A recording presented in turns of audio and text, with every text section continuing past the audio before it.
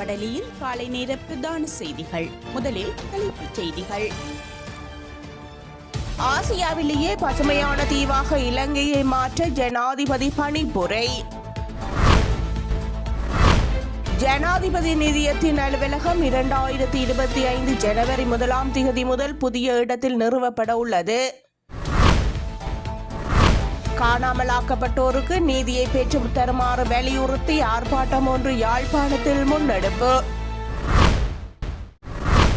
அமெரிக்காவின் முன்னாள் அதிபர் ஜிம்மி கார்ட்டர் காலமானார். தொடர்பான விரிவான செய்திகள். இலங்கையை சுற்றுலா பயணிகளின் கவரக்கூடிய இடமாக மாற்றுவதற்கு தேவையான திட்டங்களை விரைவாக நடைமுறைப்படுத்துமாறு ஜனாதிபதி அனுரகுமார திசாநாயக்க அதிகாரிகளுக்கு பணிப்புரை விடுத்துள்ளார். ஜனாதிபதி செயலகத்தில் நேற்று இடம்பெற்ற கலந்துரையாடலின் போது ஜனாதிபதி இந்த பணிப்புரையை வழங்கினார். சுத்தமான இலங்கை திட்டத்தை மீளமைப்பதன் மூலம் சுற்றுலாத்துறையை மேம்படுத்துவது தொடர்பான செயற்பாடுகள் வலுவடையும் என்றும் ஜனாதிபதி குறிப்பிட்டார். ஆசியாவிலேயே மிகவும் பெறுமதியான மற்றும் பசுமையான தீவாக இலங்கையை நிலைநிறுத்துவது பற்றி இங்கு கலந்துரையாடப்பட்டது. சுற்றாடல் மற்றும் கலாச்சார துறைகள் ஊடாக சுற்றுலாவை ஊக்குவித்தல் மற்றும் இந்த நாட்டில் சுற்றுலாவை மேம்படுத்துவதில் முறையான மற்றும் முறைசாரா துறைகளில் உள்ள அனைத்து பங்குதாரர்களையும் ஒன்றிணைப்பதில் கவனம் செலுத்தப்பட்டது. இதுவரை கொழும்பு 10 DR ஜெயவர்தன மாவத்தை லேக் ஹவுஸ் கட்டிடத்தில் 3வது மாடியில் இயங்கி வந்த ஜனாதிபதி நிதியத்தின் அலுவலகம் 2025 ஜனவரி 1 முதல் புதிய இடத்தில் நிறுவப்பட உள்ளது. இதன்படி ஜனாதிபதி நிதியத்தின் புதிய அலுவலக வளாகம் கொழும்பு 1 ஜனாதிபதி மாளிகைக்கு முன்பாக அமைந்துள்ள ஸ்டேண்டர்ட் கட்டிடத்தின் தளத்தில் நிறுவப்படுகின்றது. ஜனாதிபதி நிதியத்தின் சேவைகளை பெற்றுக்கொள்வதற்காக வரும் பொதுமக்கள் 2025 ஜனவரி முதல் கொழும்பு 1 ஜனாதிபதி மாவத்தை ஜனாதிபதி மாளிகைக்கு முன்பாக அமைந்துள்ள ஸ்லேண்டர் சேண்டர் கட்டிடத்தின் தளத்தில் உள்ள அலுவலக வளாகத்திற்கு சென்று சேவைகளை பெற்றுக்கொள்ள முடியும் என அறிவிக்கப்பட்டுள்ளது. காணாமல் ஆக்கப்பட்டோருக்கு நீதியை பெற்று தருமாறு வலியுறுத்தி ஆர்ப்பாட்டம் ஒன்று யாழ்ப்பாணத்தில் நேற்று முன்னெடுக்கப்பட்டது. நீதி வேண்டி வடக்கு மாகாணத்தின் மாவட்டங்கள் தோறும் மாதம் முன்னெடுக்கப்பட்ட போராட்டத்தில் ஒரு அங்கமாகவே குறித்த போராட்டம் முன்னெடுக்கப்பட்டது.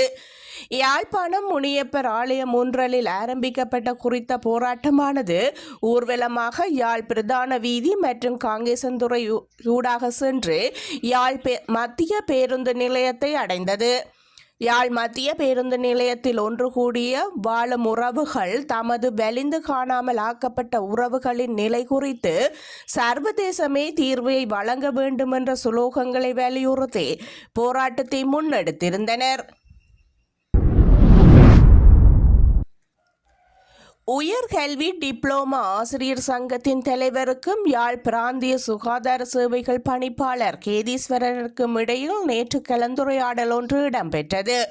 இந்த கலந்துரையாடலில் பாடசாலை மாணவர்கள் எதிர்நோக்கும் சுகாதார ரீதியான சவால்களை நிறைவேற்றி செய்ய வேண்டும் என கோரிக்கை விடுக்கப்பட்டது. பாடசாலை சிற்றுண்டி சாலையின் தரத்தை உயர்த்துதல், விரைவு உணவகங்களையும் எண்ணெய் உணவுகளையும் பொதி செய்த உணவகங்களையும் தடை செய்தல், மேலும் கழிப்பறை வசதிகளை ஏற்படுத்தி கொடுத்து தூய்மைப்படுத்துதல், தூய நீரினை உறுதிப்படுத்துதல், பெண் பிள்ளைகள் மத்தியில் அதிகரித்துள்ள ஹீமோகுளோபின் குறைபாடு, கட்டுளமை பருவ உணவு பழக்க வழக்கங்கள் என்பன பற்றி தெளிவாக பேசப்பட்டது.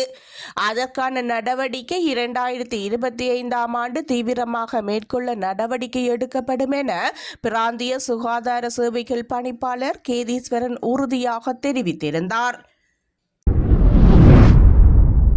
கிளிநொச்சியில் தெங்கு பயிர்ச்செய்கை சபையால் வெளியேற்றப்பட்ட மக்கள் சுமார் 50 ஆண்டுகளாக வசித்த காணிகளில் இருந்து தமிழ் மக்கள் தெங்கு பயிற்சிகை சபையால் நேற்று வெளியேற்றப்பட்டுள்ளனர். குறித்த காணிகள் தெங்கு பயிற்சிகை சபைக்கு சொந்தமானவை என்று கிளிநொச்சி நீதவான் நீதிமன்றம் அளித்த கட்டளையை அடுத்தே அங்கு வசித்தவர்களை வெளியேற்றும் நடவடிக்கை ஆரம்பமாகியுள்ளது. பச்சிலப்பள்ளி பிரதேச செயலர் பிரிவுக்கு உட்பட்ட சோரன்பெற்று கரந்தாய் பகுதியில் சுமார் 160 ஏக்கர் காணியில் 104 குடும்பங்களுக்கு சொந்தமாக இருந்தன. 1976ஆம் ஆண்டு காணி சீர்திருத்த ஆணைக்குழுவால் 3 கட்டங்களாக குறித்த காணிகள் மக்களுக்கு பகிர்ந்து வழங்கப்பட்டிருந்தன. இங்கு வசித்த பலரின் காணி தொடர்பான ஆவணங்கள் போர்க்காலத்தில் அழிவுற்றிருந்தன. இந்த நிலையில் 2006ஆம் ஆண்டு சில குடும்பங்களுக்கு மீளவும் ஆவணங்கள் வழங்கப்பட்டிருந்தன. இந்த நிலையில் குறித்த காணிகள் தமக்கு சொந்தமானவை என தெரிவித்து தெங்கு பயிற்சிகை சபை வழக்கு தொடர்ந்திருந்தது. கிளிநொச்சி நீதவான் நீதிமன்றத்தில் தொடரப்பட்ட வழக்கில் குறித்த காணிகள் தெங்கு பயிற்சிகை சபைக்கு உரியவை என்றும் மன்று அண்மையில் தீர்ப்பளித்திருந்தது. குறித்த தீர்ப்புக்கு எதிராக பொதுமக்களால் வவுனியா மேல் நீதிமன்றத்தில் தொடரப்பட்ட வழக்கும் தள்ளுபடி செய்யப்பட்டதனை தொடர்ந்து குறித்த காணிகளில் இருந்து அந்த குடும்பங்களை வெளியேற்றும் பணிகளை தெங்கு பயிற்சிகை சபை ஆரம்பித்துள்ளது. எனினும் முன்னதாக கிளிநொச்சி நீதவான் நீதிமன்றத்தால் இதே பகுதியை சேர்ந்த சில குடும்பங்களுக்கு காணி உரித்துடையது என்று தீர்ப்பளிக்கப்பட்டமையும் இங்கே சுட்டிக்காட்டத்தக்கது. பிள்ளைகள் பட்டாசு கொளுத்தும் போது விசேட அவதானம் செலுத்துமாறு பெற்றோர்களுக்கு மருத்துவர்கள் அறிவுறுத்தல் விடுத்துள்ளனர். கொழும்பு சீமாட்டி ரிஜ்வே வைத்தியசாலையின் சிறுவர் நல நிபுணத்துவ மருத்துவர் வைத்தியர் தீபாலார் பெரேரா இது தொடர்பில் எச்சரிக்கை விடுத்துள்ளார். பட்டாசு தொடர்பான விபத்துகளின் எண்ணிக்கை கணிசமான அளவு அதிகரித்து வருவதாக தெரிவிக்கப்படுகின்றது. மதுபானம் உள்ளிட்ட போதைப் பொருட்களை பயன்படுத்தும் பெற்றோரினால் விபத்துக்கள் ஏற்படக்கூடும் எனவும் அவர் எச்சரிக்கை விடுத்துள்ளார். ஜனவரி 1 முதல் அமுலுக்கு வரும் வகையில் உணவுப் பொருட்களின் விளம்பரங்களில் 12 வயதிற்குட்பட்ட சிறுவர்கள் இடம்பெறுவதை தடை செய்து சுகாதார அமைச்சர் வைத்திய நலிந்த ஜெயதிசவினால் வர்த்தமானி அறிவித்தல் வெளியிடப்பட்டுள்ளது. கடந்த 6ஆம் திகதி நடைபெற்ற பாராளுமன்ற அமர்வில் ஜனவரி 1 முதல் 12 வயதிற்குட்பட்ட சிறுவர்களை விளம்பரங்களில் பயன்படுத்துவது தடை செய்யப்படும் என சுகாதார பிரதி அமைச்சர் வைத்தியர் கசந்த விஜயமுனி தெரிவித்திருந்தமையும் குறிப்பிடத்தக்கது. இலங்கையில் தனியார் கல்வி நிறுவனங்கள் புதிய வியாபார மாபியாவாக மாறியுள்ளதாக இலங்கை ஆசிரியர் சங்கத்தின் பொதுச் செயலாளர் ஜோசப் ஸ்டாலின் குற்றம் சுமத்தியுள்ளார். இது தொடர்பாக ஊடகங்களுக்கு கருத்து தெரிவிக்கையிலேயே அவர் இவ்வாறு கூறியுள்ளார்.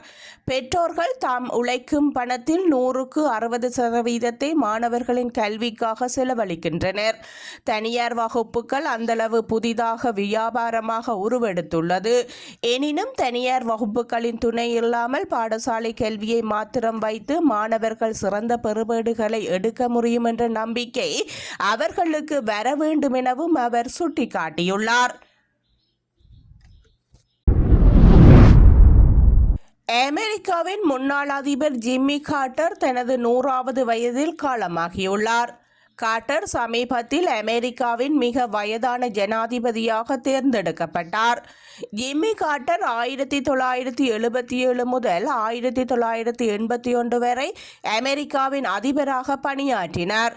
சில காலங்களாக நோய்வாய்ப்பட்டிருந்த அவர் நேற்று ஜோர்ஜியாவில் உள்ள அவரது வீட்டில் காலமானதாக வெள்ளை மாளிகை அறிவித்திருந்தது.